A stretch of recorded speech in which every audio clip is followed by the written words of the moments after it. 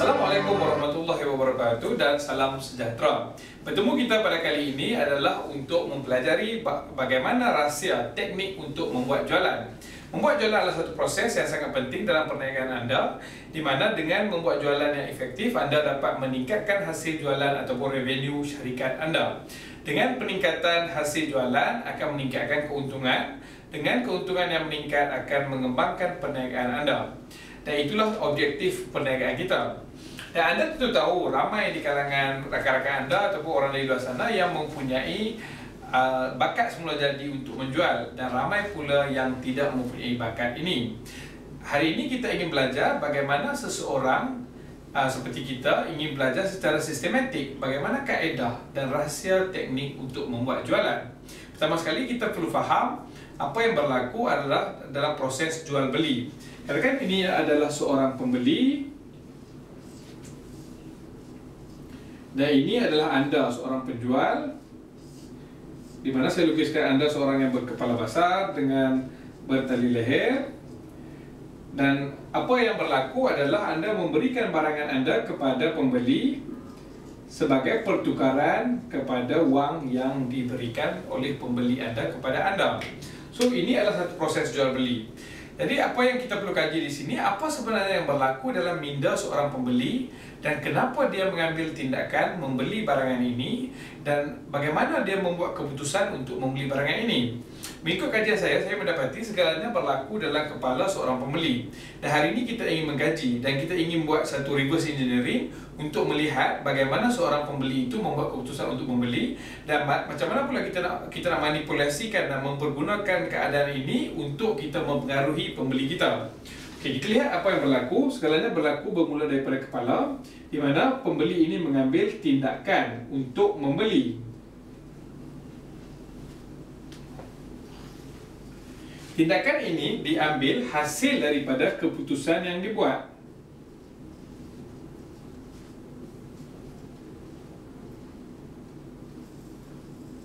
Keputusan adalah sesuatu yang berlaku dalam kepala pembeli, manakala tindakan adalah tindakan fizikal yang dibuat oleh pembeli apabila pembeli menyatakan kepada anda dia ingin membeli barangan tersebut ataupun dia mengambil barangan anda dan meletakkan dalam bakul shoppingnya. Okey, keputusan ini dipengaruhi oleh dua faktor yang utama, iaitu emosi dan pemikiran.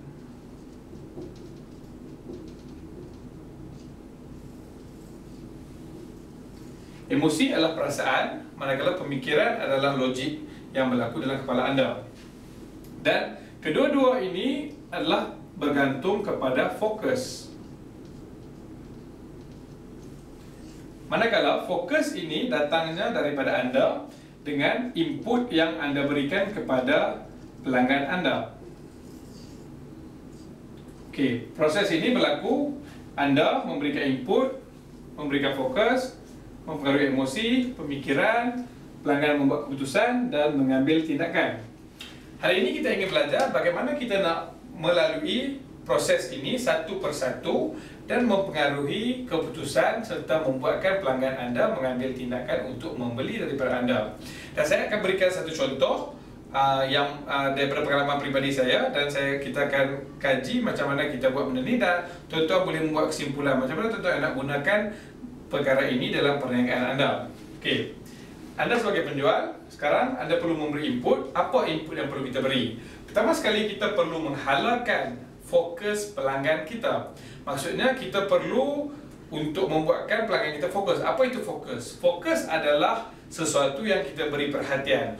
Contohnya jika kita berada di restoran sedang minum sama rakan-rakan, sebenarnya kita mendapat input bunyi daripada sekeliling kita, daripada meja sebelah, daripada orang lain, daripada waiter di restoran tersebut. Namun kita tidak memberi fokus kepada semua itu. Kita hanya memberi fokus kepada orang yang sedang bercakap dengan kita, iaitu rakan kita. Jadi fokus adalah sesuatu yang kita beri perhatian. Jadi begitu juga apabila anda bertemu dengan pelanggan anda, anda perlu mengkaji bagaimana untuk menghalalkan fokus pelanggan anda terhadap barangan yang anda jual.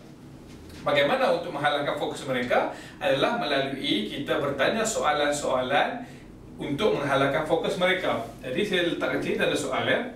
Tanda soal bermaksud soalan-soalan yang kita tanya. Contoh, saya sebagai seorang usahawan dan salah sebuah bisnes saya adalah saya bawa usahawan lain ke negara China untuk memborong barang. Dan dalam proses ini, apabila saya bertemu mana-mana usahawan lain yang saya rasakan mereka perlu untuk mengambil barang daripada China, saya akan bertanya soalan-soalan kepada mereka. Saya akan bertanya di mana dia dapat barang ni, adakah keuntungan yang dia dapati itu memuaskan, adakah dia tak pernah terfikir untuk mengambil barang terus daripada sumber, sudah tentu barang itu lebih murah jika dia ambil daripada sumber. Jadi melalui saya memberi input dengan bertanya soalan-soalan sebegini, secara tidak langsung saya akan menghalangkan fokus orang yang saya sedang bercakap itu ke arah pemborongan daripada negara China. Ini sangat penting untuk anda menghalangkan fokus pelanggan anda ke arah yang anda mahukan. Okey. Kemudian langkah seterusnya adalah bagaimana anda ingin memainkan emosi mereka. Kaedah yang paling efektif untuk memainkan emosi seseorang pelanggan adalah apabila kita bercerita. Dan kalau boleh, cerita ini adalah cerita-cerita kejayaan pelanggan anda yang sebelum ini. Okey, kita kena bercerita. Kita sebagai manusia, kita dah terbiasa dengan cerita dan kita suka mendengar cerita orang lain. Kerana kita daripada kecil sudah terlatih dengan cerita-cerita sebegini. Jadi anda perlu menggunakan peluang ini untuk bercerita kepada pelanggan anda mengenai pengalaman pelanggan lain. Okey, contoh seperti yang saya beri tadi, saya sebagai seorang usahawan yang membawa usahawan lain ke negara China, saya akan bercerita mengenai kejayaan pelanggan-pelanggan saya yang sebelum ini. Contohnya, saya akan ceritakan mengenai seorang kakak yang membuka sebuah kedai menjual pakaian renang dan kedainya sudah hampir tutup kerana keuntungan yang dia dapat sangat sedikit berbanding dengan dia pergi ambil daripada negara China. Jadi apabila saya berjumpa dengannya, saya bertanya soalan-soalan untuk memberikannya fokus dan saya mencadangkan dia untuk mengambil barang daripada negara China dan akhirnya dia ambil barang daripada negara China dan dia dapati keuntungannya meningkat dan perniagaannya berkembang maju dan beliau telah berjaya sekarang ini. Jadi apa yang kita dapat lihat di sini dengan cerita yang saya ceritakan ini akan memberi inspirasi kepada pembeli baru, kepada pelanggan baru saya. Jadi saya akan ceritakan cerita sebegini untuk memainkan emosi pelanggan baru saya ini. Okey. Kaedah yang kedua adalah bagaimana kita mempengaruhi pemikiran seseorang pembeli. Kita mempengaruhi pemikiran seseorang pembeli apabila kita mempengaruhi logik dan rasional mereka. Logik dan rasional.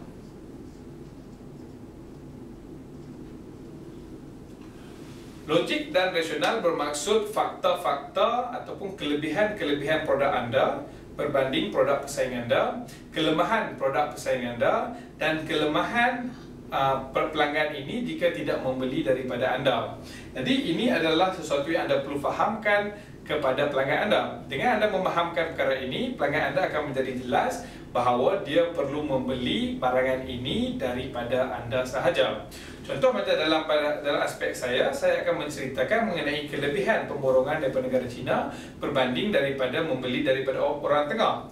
Jadi apa pelaburan yang perlu dibuat? Okey, dia datang khusus, dia bayar 388, dia ikut rombongan, dia bayar 2,600 dan dengan investment sebanyak ini dia dapat mendapat pulangan yang lebih banyak. Di mana pulangan yang dapat dibuat adalah untuk sepanjang hidupnya. Maka dia sudah meroka satu pasaran borong yang baru yang mempunyai lebih banyak pilihan dengan harga yang lebih murah. Jadi perniagaannya boleh berkembang maju tanpa bergantung harap kepada orang tengah. Jadi apabila saya bercakap sebegini untuk mencabar logik dan rasional mereka, maka saya secara tidak langsung telah mempengaruhi pemikiran pelanggan saya. Jadi kini saya telah mempengaruhi pemikiran pelanggan saya. Sekarang saya sudah mempengaruhi emosi mereka, saya sudah mempengaruhi pemikiran mereka. Sekarang giliran pelanggan saya untuk membuat keputusan. Okey, jadi anda juga tahu bahawa pelanggan akan mengambil sedikit masa untuk membuat keputusan di mana mereka akan berfikir dalam beberapa minit dan dalam proses tersebut anda perlu bersedia apakah soalan-soalan yang mungkin ditanya oleh pelanggan anda. Okey, jika sebelum ini waktu fokus tadi kita yang bertanya soalan, kini giliran pelanggan anda pula untuk bertanya soalan kepada anda. Kaedah yang terbaik adalah anda perlu bersedia lebih awal dan membuat kerja rumah, apa soalan yang sewajarnya ditanya oleh pelanggan anda kepada anda. Jika anda bertemu seorang dua pelanggan, mungkin mereka mempunyai soalan yang berbeza. Namun apabila anda menjalani proses ini, semakin lama anda tahu sebenarnya apa soalan-soalan yang akan ditanya. Okey, dalam contoh kita tadi mengenai pemborongan di negara China, pelanggan saya sering bertanya soalan yang sama seperti berapakah modal yang diperlukan. Okey, jadi jawapan daripada saya, jika anda baru ingin memulakan perniagaan, modalnya sekitar 3 hingga 5,000 sahaja. Saya tidak nasihatkan lebih daripada itu. Okey, jadi antara soalan lain yang mereka mungkin tanya adalah mengenai proses penghantaran balik barangan dan sebagainya. Jadi saya akan terangkan dan jelaskan kepada mereka kerana saya sudah pun bersedia dengan soalan sebegini, sebab saya sudah menghadapi soalan sebegini daripada ribuan peserta-peserta lain. Okey, begitu juga dengan anda. Sebelum anda menjual barang, anda perlu tahu apa soalan yang akan ditanya oleh pelanggan anda. Jika anda menjawab dengan jelas, dengan baik, pelanggan akan yakin dengan anda dan akan mengambil tindakan untuk membeli. Kebanyakan usahawan membuat kesilapan di sini apabila mereka melakukan kesilapan di langkah yang terakhir, iaitu mereka gagal memberi arahan yang jelas kepada pelanggan mereka tentang tindakan yang perlu dibuat. Okey, bagaimana untuk memberi arahan yang jelas? Contohnya macam saya tadi, saya akan memberi arahan yang jelas kepada pelanggan saya bahawa kita ada kursus pada tarikh sekian-sekian, harga sekian-sekian, dan kita ada rombongan pada tarikh sekian-sekian dengan harga sekian-sekian. Dan dengan saya memberitahu sebegitu, pelanggan saya jelas. Jadi saya boleh beritahu jika nak mendaftar, tuan-tuan boleh mendaftar sekarang. Okey, bila saya beritahu sebegini, pelanggan saya jelas mengenai apa tindakan yang perlu dibuat. Yang macam saya cakap tadi, banyak kesalahan yang dibuat oleh penjual lain apabila mereka tidak berjaya memberikan arahan yang jelas kepada pelanggan walaupun mereka sudah pun mempengaruhi keputusan pelanggan itu. Okey, jadi di sini berlakunya proses pembelian. Okey, saya rasa tuan-tuan dapat lihat dengan jelas macam mana proses ini berlaku dan kita perlu mengkaji dan membuat kajian berdasarkan perniagaan tuan-tuan sendiri. Okey. Sekarang kita cuba buat satu lagi contoh lain. Katakan kita nak jual minyak wangi, katakan. So kita cuba buat proses ini daripada awal. Okey, kita perlu fikir apa input yang perlu kita beri untuk menghalalkan fokus pelanggan kita. Mungkin kita boleh bertanya soalan kepada pelanggan mengenai apa pendapat dia mengenai bau badan orang yang busuk, ataupun apa pandangannya mengenai minyak wangi. Tidakkah minyak wangi ini penting dalam penampilan diri kita? Soalan-soalan sebegini akan menghalalkan fokus pelanggan anda ke arah minyak wangi sahaja. Kemudian kita perlu memainkan emosi dengan memberikannya cerita. So kita boleh ceritakan mengenai kejayaan pelanggan anda apabila membeli minyak wangi anda. Dia mendapat pasangan idamannya kerana minyak wangi itu menarik buat wanita. Okey. Kemudian dari segi pemikiran pula, kita boleh ceritakan mengenai kelebihan minyak wangi kita ini yang mampu bertahan lama sehingga 2 hari lamanya, kalau mandi pun tak hilang bau minyak wangi tersebut. Jadi kita perlu mempengaruhi pemikiran dengan logik dan rasional. Kemudian apabila kita sampai ke langkah membuat keputusan, kita perlu bersedia dengan apa soalan-soalan yang mungkin ditanya oleh pelanggan kita. Mungkin pelanggan akan bertanya, adakah minyak wangi ini mengandungi alkohol ataupun tidak, dan soalan-soalan lain. Anda perlu bersedia untuk produk anda, untuk perkhidmatan anda dengan soalan-soalan yang mungkin ditanya oleh usahawan. Dan akhir sekali, bagaimana kita ingin memberi tindakan atau memberi arahan yang jelas supaya pelanggan kita membuat tindakan. Contohnya macam dalam aspek minyak wangi itu tadi, mungkin anda boleh cakap jika pelanggan anda ingin beli sebotol, harganya 200. Tapi kalau nak beli 2 botol, harganya 300. Jadi sebotol hanyalah 150. Jadi dia mendapat tawaran yang lebih istimewa jika membeli 2 botol berbanding sebotol sahaja. Jadi dengan kita memberi arahan yang jelas, pelanggan tahu apa yang perlu dia lakukan sekarang. Okey, jadi apa yang tuan-tuan kena buat sekarang, tips daripada saya ataupun kerja rumah daripada saya adalah tuan-tuan perlu tulis semua ini di atas sebuah kertas dan pilih produk ataupun perkhidmatan yang tuan-tuan ingin jual sekarang. Kemudian catatkan satu persatu mengenai satu persatu proses ini. Pertama sekali, okey, mengenai input, bagaimana tuan-tuan nak bertanya soalan untuk menghalalkan fokus pelanggan tuan-tuan. Kemudian, apa cerita yang sesuai kita ceritakan kepada pelanggan kita. Dan dari segi pemikiran, apakah logik dan rasional yang kita boleh beritahu kepada pelanggan kita supaya mereka membeli produk daripada kita, dan apakah soalan yang mungkin ditanya oleh pelanggan anda kepada anda, dan bagaimana memberi arahan yang jelas kepada pelanggan anda untuk membeli barangan anda sekarang. Okey, dengan proses sebegini, jika anda membuat kerja rumah yang baik dengan teratur, anda akan dapat mempengaruhi pelanggan anda dengan lebih mudah. Okey, selain daripada itu, saya juga berharap tuan-tuan jangan kecewa buat permulaan.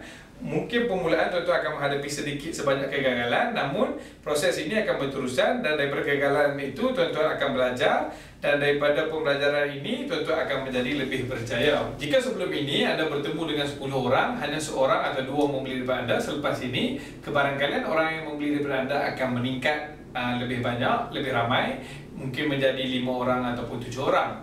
Namun anda tidak perlu risau, ini adalah satu proses yang mana anda mungkin akan menghadapi sedikit sebanyak kegagalan pada awalnya. Lama kelamaan anda akan menjadi lebih percaya.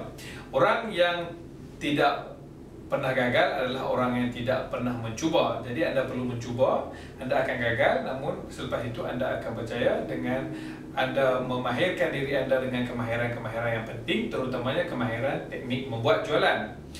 Dengan itu, saya ucapkan terima kasih atas masa yang diberikan. Jika tuan-tuan mempunyai soalan, boleh bertanya di ruangan komen di bawah, ataupun boleh memberikan komen ataupun maklum balas yang tuan-tuan fikirkan perlu untuk kita kongsikan bersama. Dengan itu, saya ucapkan terima kasih. Assalamualaikum warahmatullahi wabarakatuh.